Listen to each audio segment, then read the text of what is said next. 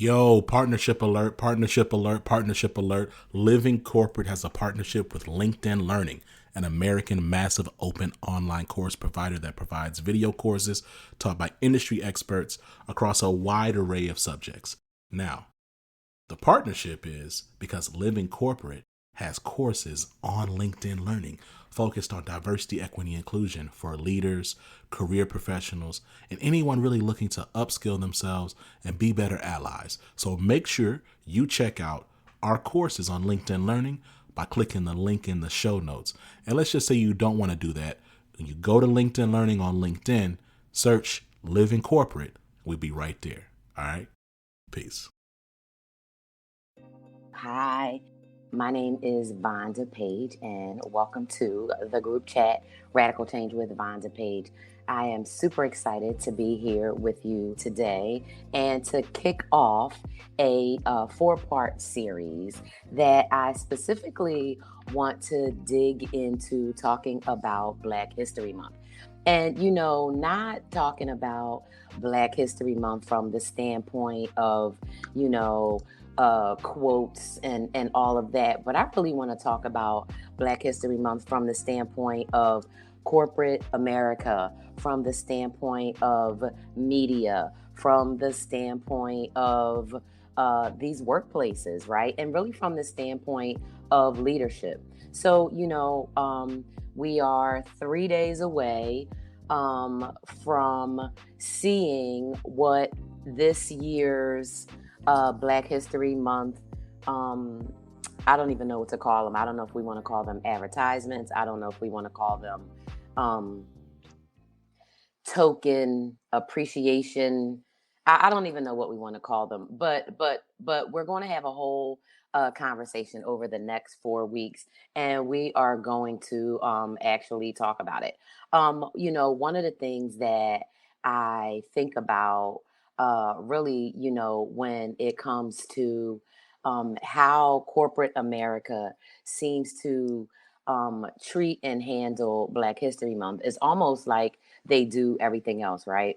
I think maybe about 5 or 6 years ago, I started noticing that people are putting up decorations for Halloween, for Christmas, like the day after Halloween or on Halloween. And I remember thinking, wow, right? Halloween is just here and they're already commercializing Christmas. So when I think about Black History Month and I think about how we experience Black History Month, I think about the expectations we have about Black History Month. And I also think about the exasperation, the pure exasperation of Black History Month. And so that's what we're going to be getting into over the next 4 weeks. And I want to just start off by sharing a little bit about my experience. And I grew up loving Black History Month. So for those of you who don't know me, I grew up in Philadelphia in the 70s, and I grew up in Northwest Philadelphia. Um, in several neighborhoods, sort of, because I didn't go to school where I actually lived, but I grew up in an area called East Germantown. I grew up in another area called West Oak Lane. Um, and so in those areas, those were primary Black neighborhoods. So I was just super blessed, super fortunate to have a ton of Black teachers. And so it wasn't only during Black History Month that I talked about Black scientists, Black doctors, Black artists, Black achievement. We talked about it all year. And plus, we lived it and we saw it. So when I think about Black history, I think first and foremost, right? Black history is American history, right? Because the reason that I am called Black and that Black people are even called Black is because we're here in America, right? And America would not be what it is without Black people. And we all know that. But the fact of the matter is that our history, all of our histories of those of us who live in America are tied together, but Black people are Black history.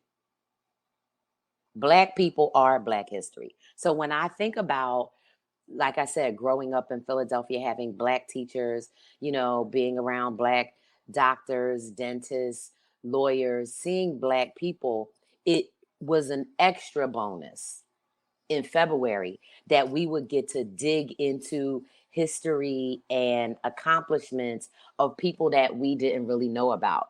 And so, I mean, I used to just enjoy researching certain people or new people. There were certain historical figures that I always loved, like Phyllis Wheatley, right, who was a little girl who was this amazing writer. And something about her resonated with me when I was a child. And then there were, of course, other people pre and post enslavement periods, but just being around teachers, women, men, Black and white, because our principal was white in high school, and the vice principal, but Black history was a part of history. So, yeah, it was great to have the 28 or maybe 29 days, right, set aside to be able to focus and concentrate and talk about Black history. But to live it and to be part of it was just a beautiful thing. And so my experience, as a child and a teenager and even young adult, really, especially after later on when the internet was around and you could find information about lesser known Black Americans who contributed. It's amazing to me. But I think when you think about, how as a Black person, we might want to experience Black History Month as being, this time when people really start to acknowledge the accomplishments, the achievements of Black people, and how that looks today and in the future. What we instead, I think, experience for the most part is a bunch of commercialization and tokenization off of Black History Month because they know, oh, this is the one time, right, where we do put a focus on, contributions and lives of Black Americans. But at the same time, right, how do we try to demonstrate that we are, uh, how do we try to demonstrate that we are sincere in these things, right? But I think many of us, and especially those of us who have worked in corporate spaces, have seen Black History come and go, Black History Month come and go as an exercise in tokenism, where companies prop up their pictures of Black employees, they have their ERGs, saying all of the events and things that they're working on. They bring in, great famous speakers, that may be Black or brown, that are speaking and getting these, amazing 40, 50, $60,000 speaker fees to come in and say your organization is diverse, your organization is included, right? They may give out some really cool T-shirts or some other kind of swag. You may see companies all across their profile pages on LinkedIn or Instagram or Pinterest or whatever. Black History Month. We salute Black Americans, or we salute achievements of Black people. But really, these companies, how are they treating their Black workers? How are they elevating their Black leadership through the ranks? How are they providing equitable and justice driven employee experiences? Are they doing audits to ensure that the Black employees are on par, commiserate to their other colleagues in the same positions? Are companies pulling in Black testers and Black designers and Black employees to actually get the perspectives, input, um, and information, right? That is only available in the Black community or from a Black person? Or are these companies just exploiting Black History Month and exploiting Black people in another way? And so, as I think about the opportunity to really celebrate the achievements of Black people, really, look at finding out, who are some of these people that we might not have a lot of familiarity with, right? So, for example, Marie M. Daly, right? Marie M. Daly was an American biochemist. She was raised in an education oriented family, and she got her BS early and her MS in chemistry at Queens College in New York and NYU, respectively. After she got her PhD at Columbia and becoming the first Black woman to obtain a PhD in chemistry in the United States, she taught and conducted research. And her work was really groundbreaking in how the human body works. She died in New York in October of 2003.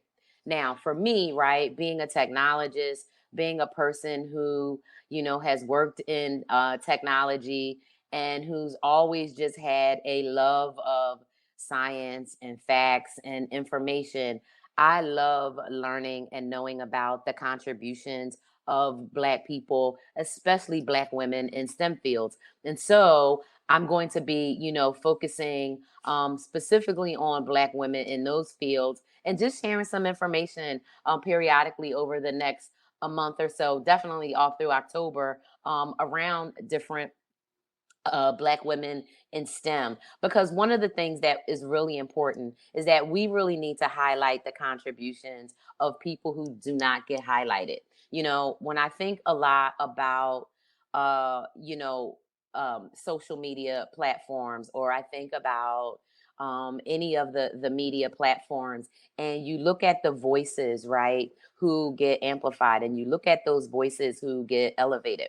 And those voices are really the voices of those who are in power, right? And who have control. But what I want everyone who is hearing my voice right now, or looking at my face and hearing my voice right now, to understand that you too have power, right? And the power that you have resides in a couple of things. Number one, it's the power to tell your own story, right? So when I think about the stories that are told about Black people in America and our contributions, past and present, I think a lot of times that narrative is controlled by outside sources. But I want to challenge us to control our own narrative in a lot of ways. And one way to control that narrative ourselves is to recognize and realize that our employer does not own our social media profile. Regardless of your employer, they do not own your social media profile. Now, that being said, right, depending on where you work, of course, you need to use discretion, common sense, right, intellect, as well as your corporate policies to be smart. However, there's no uh, there's no barrier there is no barrier to you calling out hypocrisy or lack of accountability or lack of transparency if you see your employer posting a whole lot of stuff about, we do this for Black history, and we do this for Black people, and we do this for Black communities and Black consumers and Black students and Black people, but yet the workers within that organization are all concentrated within a specific segment. Do you work at an organization where there is maybe a customer service or a call center type of function, and 70 or 80% of the people there are people who are Black, brown, Latin women? That would be an indication, right? To make you ask yourself, why are there so many people concentrated at this level, right, within the company? If the company is so diverse and so committed to Black people, right? I think another thing to think about is Black history is ongoing, right? Because history is in the making at all times. And so when we're only pulling out, Mae Jameson um or Katherine Johnson or Ruby Bridges, once every, 12 months, like we're doing ourselves a disservice, right? Because history is in the making. And maybe just because I listen to a whole lot of rap music, especially from the 80s, 90s, and 2000s, you know, by certain people, I believe that history is in the making. I believe that we are all, right, making history, and that the thing is, what do you believe that you're doing? And all of that points to your story, right? So instead of allowing Black history to just be, Martin Luther King and Rosa Parks and Barbara Jordan and Shirley Chisholm and, Sojourner Truth, right? Let it be Zach Nunn. Let it be Vonda Page, right? Let it be Francine Parham. Let it be, a whole lot of people, right? Let Black history be what we make it. And let Black history be the story that we tell every day, right? Which is that Black people um, have been and are and will continue to be just as important to this society as any other.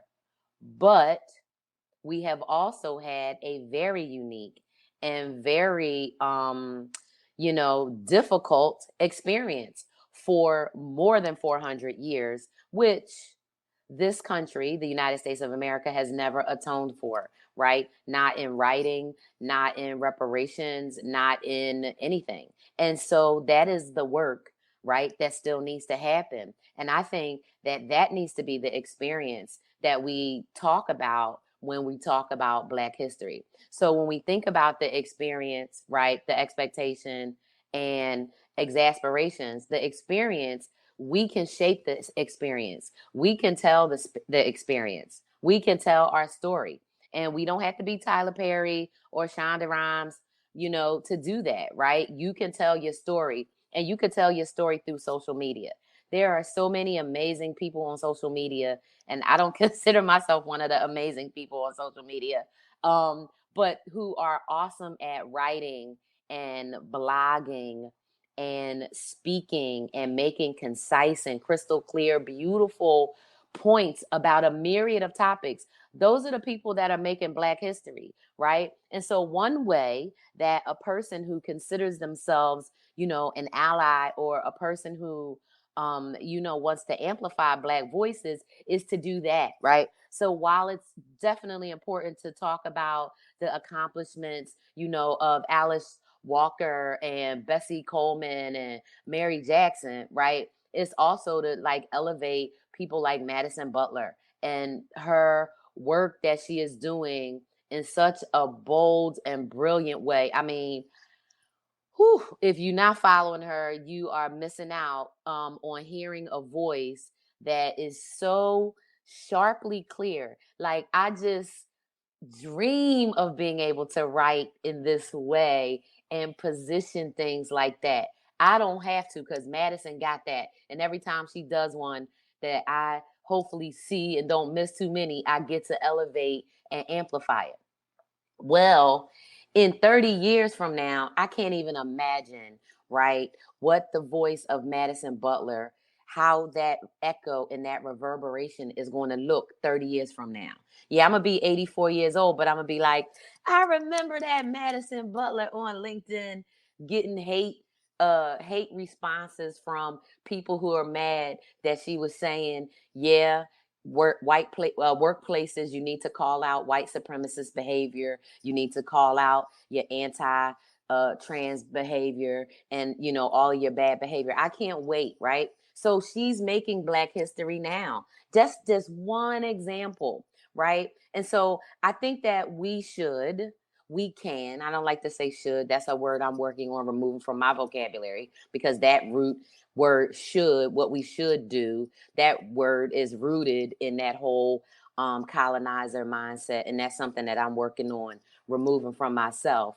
But what we can do is we can make the Black history experience the experience that we want it to be, which is history in the making, right? So, as an ally or as a person, even if you might not be that voice that's out there, you might not feel like you can be as brilliant of a writer as, somebody like Madison Butler or Teresa M. Robinson, right? But you don't have to be a brilliant writer. You don't have to be a LinkedIn strategist. But what you could do is when you see those posts, you can share those posts to your network with a comment, even an emoji that elevates it.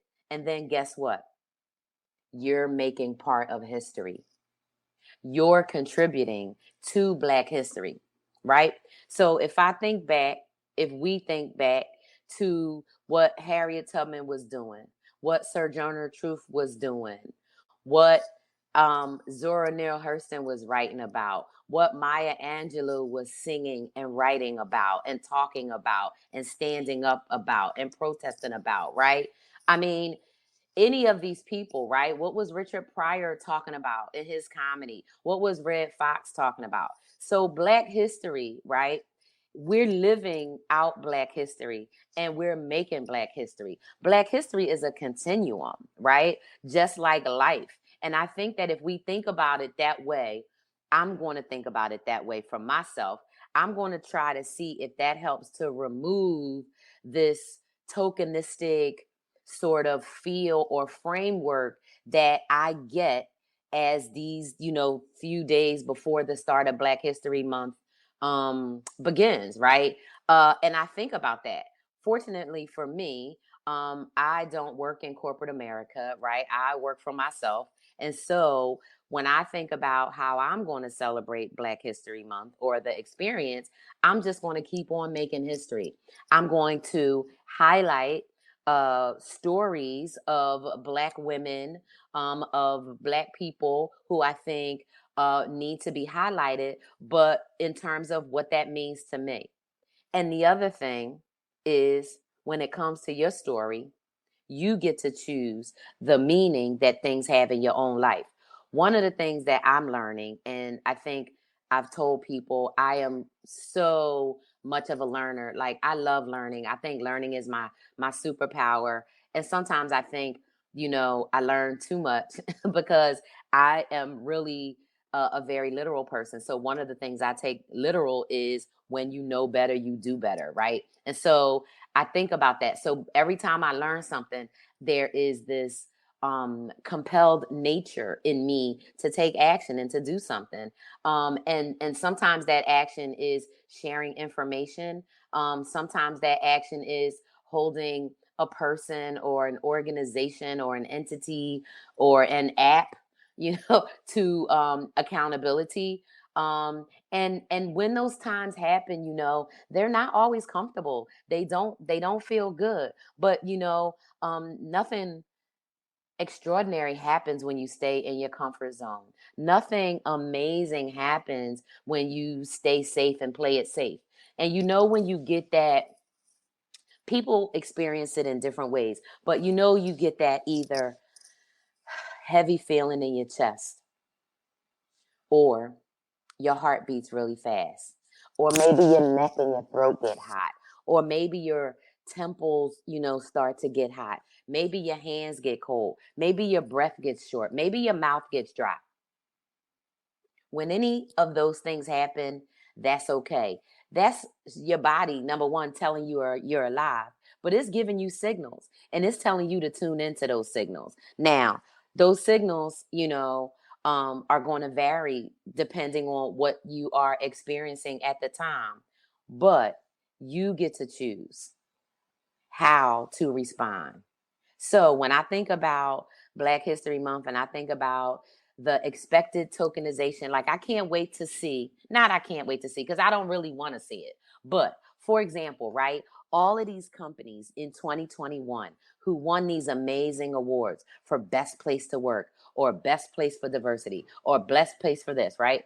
Meanwhile, you look at their IPO photos or their NASDAQ pictures or whatever, they showing 15 or 20, all faces that, pretty much look the same. But now in February, we'll see how many people are saying, yeah, Black History Month, we salute Michelle Obama, or, we salute, you know, um, whoever, right? To talk about Black history of the past.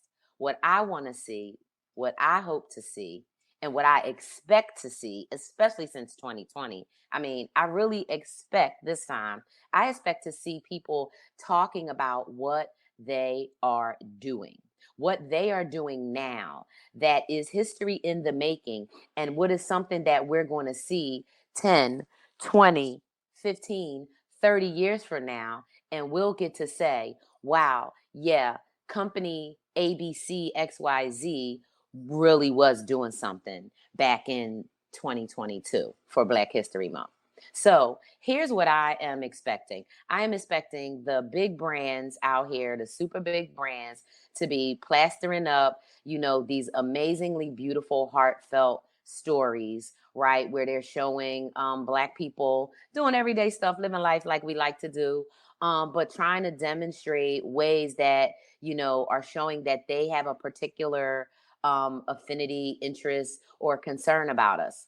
What I challenge employees at these companies, especially the big ones, what I challenge you to do is, whether you do it internally, privately, on Slack, inside, or any other channels, whether you spin up a black at this company Instagram site, or get on Glassdoor, Indeed, or any of those sites where you can share, Glassdoor, or not Indeed, Glassdoor, or any of those sites where you can share information about what your company is actually doing. You're going to help your future fellow employees. You're going to help your coworkers. So for Black History Month, depending on what your expectation is inside your company, right, you have the opportunity and, right, the ability to let your company know you expect them to do more than to just plaster up pictures of Black folks, doing everyday stuff to pretend to be advocates, right? You could ask for some sort of audit, right? To say, hey, show us what the data is around Black people salaries in comparison to people who are not Black, right? Who live in those same geographic areas with same jobs. The other thing you could do is, when you are attending events, whether or not your organization has a ERG, internally, an employee resource group. Some companies still call them infinity groups.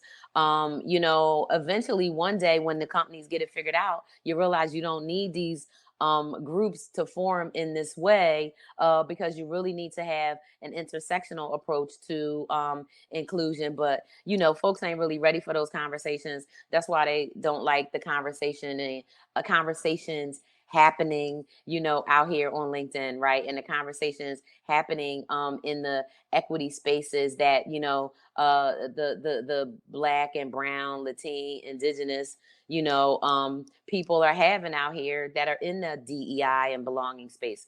And so I think the experience, right, of what Black History Month is going to be like, is going to be one thing for you to think about. How you walk into it, you do it, you tell your own story, you think about history in the making, is one thing. The expectation around these companies, I don't think you should have any real hope that they're going to start doing the right thing, because it doesn't behoove them to do the right thing, because they yet, right, have not felt the pain of continuing to do things the wrong way. And that's something that I'm going to continue to talk about on Radical Change, to really help us all, right, everybody listening, watching, to really know, right, what are these things that these companies need to do, because they're hearing the messages, but there's so much deeper work that really has to happen.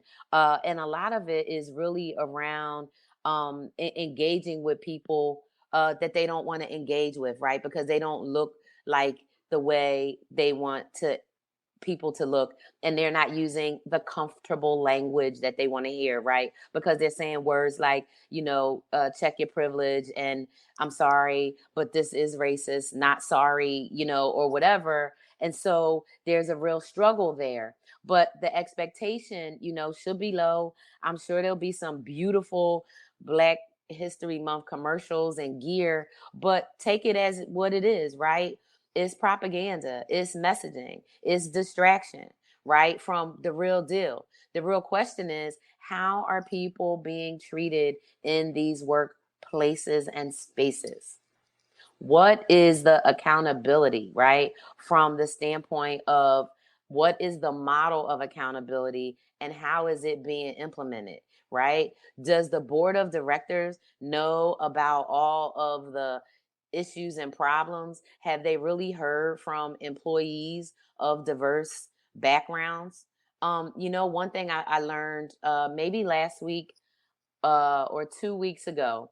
And I don't know why this didn't dawn on me, but one thing that I learned is that American companies, because I have no idea of if this is in other countries, but American countries, companies, corporations actually have a type of insurance that they use and pay so that when employees sue them for discrimination, wrongdoing, harassment, um, unequal pay, not accommodating their needs, like for neurodiversity or disabilities or whatever. Uh, Companies have insurance and they pay insurance companies. So they pay these premiums, and then these insurance companies pay out these lawsuits and things that employees file. So the companies never really take a hit. So I'm sharing that to say that workplace accountability, unfortunately, can't be left up to the leaders in these workplaces to do it. Workplace accountability has to be a job for everyone. And one of the main topics that I'm going to be talking about because it's a theme at CFIBA, which is the think tank that I founded, is workplace accountability and what that actually looks like. And so for me, Black History Month just it just screams and screams and screams workplace accountability, because it'll just be super fascinating to see all of the beautiful images, right, of blackness and black people and black representation and whatever, but to really find out later from employees, right, what did your company really do, right? What made you feel heard? What made you feel seen? Do you feel heard or seen, or do you feel tokenized? And so that's one of the things that I'm super interested to see how it progresses over the next 4 weeks. Next week I'm going to be back and I'm going to see how things are started, how they started, and then we're going to talk about how it's going. But I'm going to call out what I see. When I see these companies talking about what they're doing for Black History Month, I'm going to do some research and see, what their real stats are, right? We know when it comes to tech companies, especially big tech, we know that the amount of Black employees that are not in, customer service type roles is somewhere between 1% and 3%. And, that's if the company is being, transparent and honest about it. We also know that when companies report their EEO see data, right, that they are allowed to segment things in a certain way so that the reports look one way, but the actual is what it is, right? We also know, especially those of you who currently or have ever worked in a large company, meaning like, more than 10 or 20 or 30,000 employees, right? That communication and things are very tightly controlled, so that transparency is more difficult to uncover and definitely difficult to maintain. because knowledge is power, and information, right, in the right hands, can either be um, great or it could be dangerous, right? And so what I want to help people understand is that knowledge is power, and that you have your own abilities, right, to be able to look at not only your career, not only your experiences during Black History Month, but at all times, right, in a way that are going to benefit you. But before I sign off today, I want to talk about the exasperation, and maybe I should have picked a better word because it's feeling kind of tongue twisty for me today. But the exasperation of Black History Month. I think part of the exasperation, and I think it's changed for me over the time, as I've gotten older, and as my daughter, has grown up. But the exasperation of how it seems to be talked about and treated, right?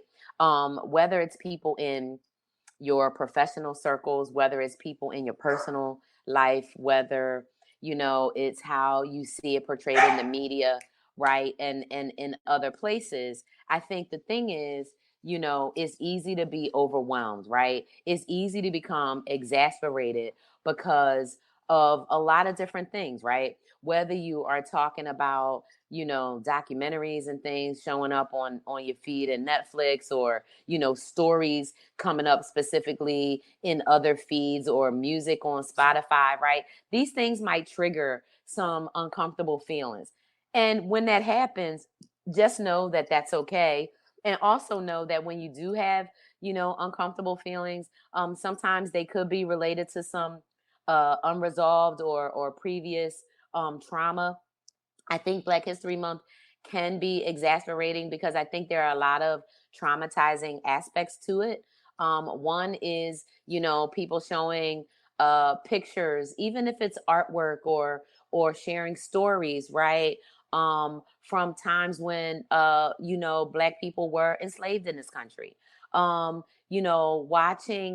certain documentaries around things that were injustices, right? Injustices, and unjust treatment and things that happen to Black people. You don't have to overly consume this content in February just because it's Black History Month, because you're Black history in the making, right? The Beyonce said that. I was trying to remember who said it, and I'm hearing it in my mind on a record, and I couldn't figure it out. I know Black Beyonce is one person that said uh, Black history in the making, right? And so, because we are Black history in the making, I think we have an opportunity to not let this Black History Month 2022, February 1st to March 1st, 2022, not be one where we are exasperated.